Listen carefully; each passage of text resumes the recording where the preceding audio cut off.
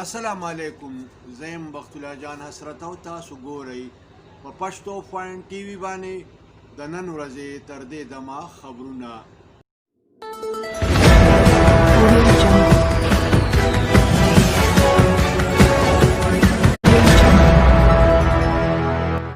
د ټولو اول سر خبرونه.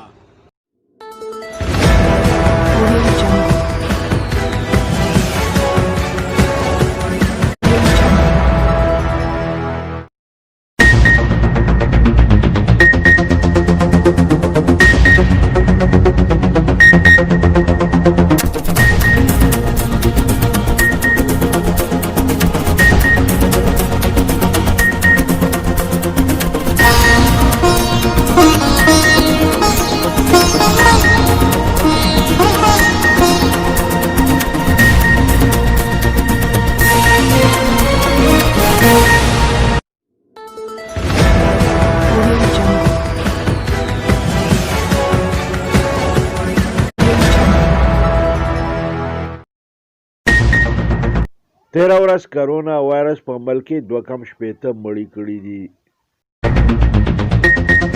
ساینس او ټیکنالوژي وفاقي وزیر فواد چودري ویلي چې پاکستان د چین نه د کرونا وایرس ویکسین اخیستی دي. د نوي کال په اولنۍ سه ماهۍ کې به په پاکستان کې د کرونا وایرس د ویکسینو لګول شروع شي. په ایران کې په مقامي سطح باندې جوړ شوي د کرونا وایرس ویکسین دریو رضاکارو ته د ټرای دپاره ولګولی شو. برطانیې د فایزر کمپنۍ د کرونا وایرس د ویکسینو د منظورۍ نه پس د اکسفورډ یونیورسټۍ د ویکسینو منظوري هم ورکړه. مسلم لیگ قاپ مشر چودري شجاع الحسین حکومت نه مشوره ورکړې ده چې د هټدرمۍ نه د کار نه اخلي او د اپوزیشن سره د مذاکرات وکړي. حکومت د رویت هلال کمیټۍ چیرمن مفتي منیب الرحمن د خپل عهدې نه برطرف کړی دی. گورنر شاه فرمان او سیف الله نیازي د وزیر اعظم عمران خان سره ملاقات کړی دی.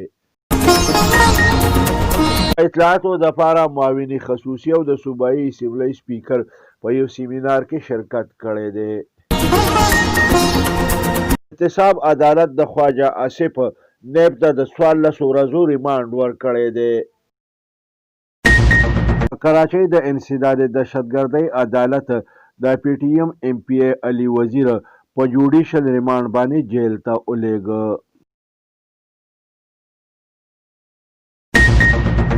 مریم نواز په ورکر کنونشن کې د کشمیر جنډه اوچته کړه. په لاین اپ کنټرول باندې د بھارتي فوج د اشتعال انګیزۍ سلسله جاری ده. په پاک فضایه کې د چین تیارې شاملې کړې شوې.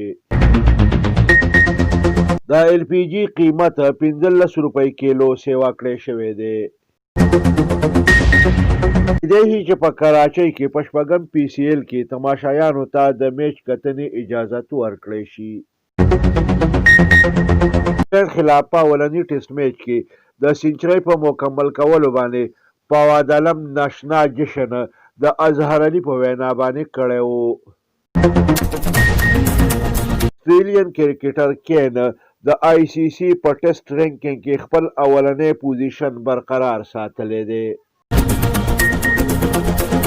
کرکټر فخر زمان لاهور قلندر ته خیر آباد وي. په صوبه خیبر پښتونخوا کې لا یخني هغسې په زور ده.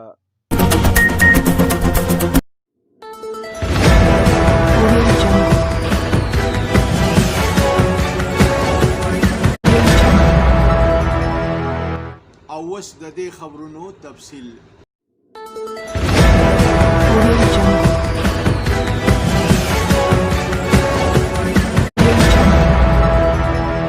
تیره ورځ کرونا وایرس په ملک کې 2.8 کسان نور ووژل. دې سره تر اوسه پورې په ملک کې د کرونا وایرس د ټولو مړو شمیره 10,015 د پاسه 100 ته ورسېده. په عمل کې د کرونا وایرس د فعال مریضانو شمیره 14,543 شوه. وایي چې په ملک کې د کرونا وایرس د 2206 مریضانو حالت تشویشناک دی.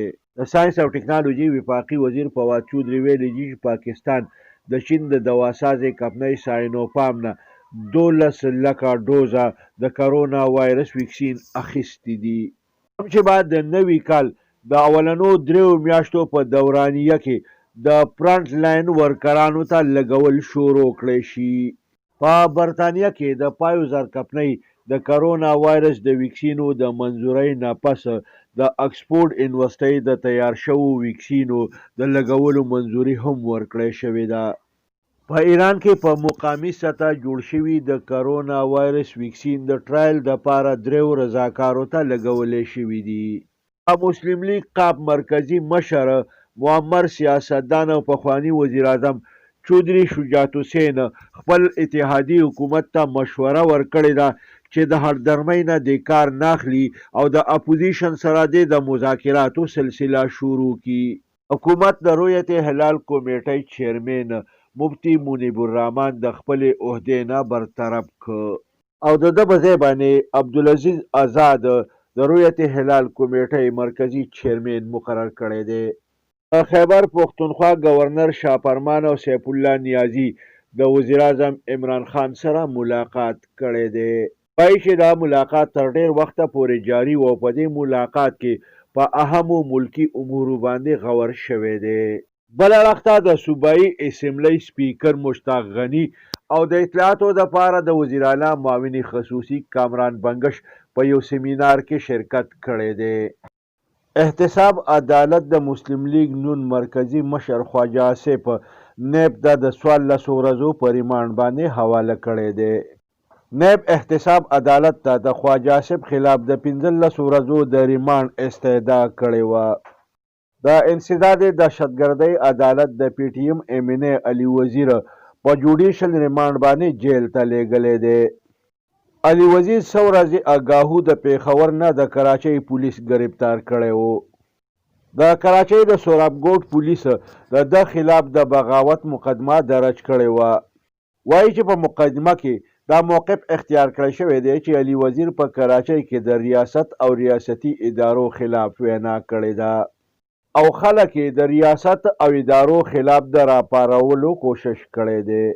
د مسلم لیگ نون مرکزی سینئر نائب صدر مریم نواز د مسلم لیگ نون آزاد کشمیر په ورکر کنونشن کې د کشمیر جنډا لهراو کړې ده. کتونکو تاسو په سکرین باندې په دې تصویر کې دغه مناظر ګورئ. د اس پی آر مطابق په کنټرول لاین باندې د بھارتي فوج د طرفه د اشتعال انګیزۍ سلسله په زور شور سره جاری ده. بھارتي افواج په کنټرول لاین باندې مسلسل د سیز فایرز خلاف ورزۍ کوي. بل اړخته پاک فوج د بھارتي فوج د دې اشتعال انګیزۍ د خولې ماتونکي جوابونه ورکوي. اطلاعاتو مطابق د پاک فضاییه په بیړه کې د چین اف جی ډبل سیټونو والا جهازونه شامل کړی شوي دي. کتونکو تاسو په سکرین باندې په دې تصویر کې دغه جهازونه ګورئ. د ایل پی جی ګیس په قیمت کې 15 روپۍ کیلو زیاتوالی راغلی دی.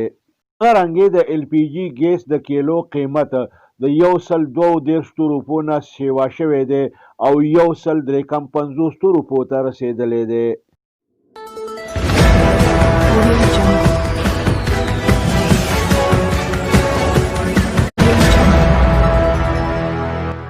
راځئ چې وګورو د لوبو خبرونه.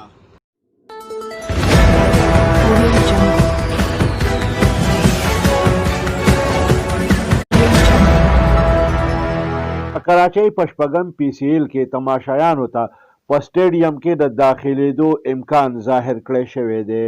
په دې لړ کې ویلی شوي دي چې د دې خبرې امکان دی چې په شپږم پی سی ایل کې د کراچۍ تماشایانو ته په سټیډیم کې د داخلېدو اجازت میلاو شي. د پاکستان د قومي کرکټ ټیم د بیټسمن فواد علم د وینا مطابق د نیوزیلینډ خلاف په اولني ټیسټ میچ کې د سنچرۍ د جوړولو په موقع باندې د ناشنا جشن د مناولو دته اظهر علي وینا کړې وه. اسټریلین بیټسمن کین په ټیسټ رینکینګ کې خپل اولنی پوزیشن برقرار ساتلی دی. د اطلاعاتو مطابق کرکټر فخر زمان لاهور قلندر پرېښی دی. وایي چې د بل ټیم د طرف نه د لوبېدلو فیصله کړې ده. د ملک د ټولو نه د لوی ډومېسټک کرکټ د ایونټ قاعده اعظم ټراپي. د فرست کلاس کرکټ ټورنامنټ فائنل به د نن نه په نیشنل سټیډیم کراچۍ کې شروع کیږي.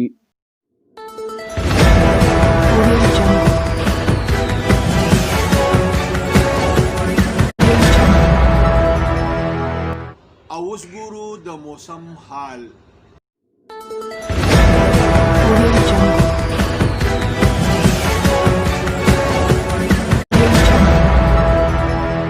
خیبر پښتونخوا کې لا تر اوسه پورې د یخنۍ زور نه دی ختم شوی.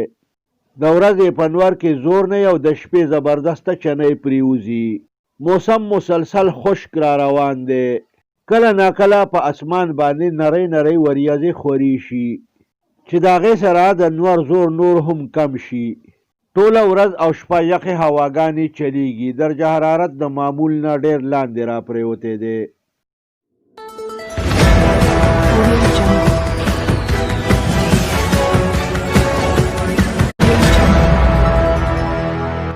دې سره د نن ورځې خبرونه پای ته رسي. ښاد او اباد اوسئ. د لوی الله په امان.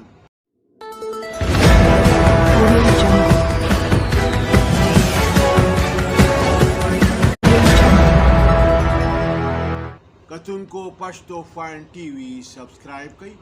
دا ټلۍ په بټنه ګوته کېدئ او دغه رنګې دا خبرونه کتنه د خپل ژوند معمول